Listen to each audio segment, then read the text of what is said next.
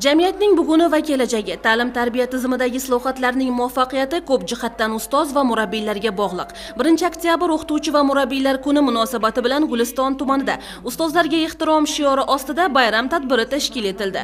Tantanada 3-umumta'lim maktabining faxriy ustozlari, o'qituvchi va murabbiylari e'zozlandi.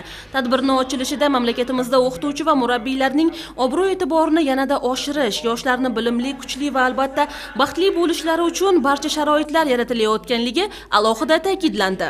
1-oktyabr ustoz va murabbiylar kuniga bag'ishlab, mana shu o'zimizni o'qitgan ustozlarimizga juda ham chiroyli tadbir o'tkazib berish maqsadida harakat qildik. Chunki bugungi kunda ustozlarga, o'qituvchilarga ko'rsatilayotgan imkoniyatlar juda katta. Har bir inson qayerda ishlamasin, qanday kasb egasi bo'lmasin, unga bilim va tarbiya berib, mustaqil hayotga yo'llagan insonni hurmat bilan esga oladi. Mazkur bayram o'qituvchi va murabbiylar mehnatini sharaflash ayyomidir.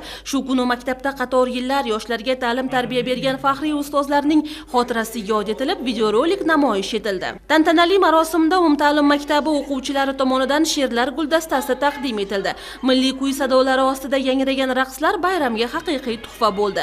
Tadbir davomida uzoq yillardan beri samarali mehnat qilgan ustozlar tashakkurnoma va qimmatbaho sovg'alar bilan taqdirlandi.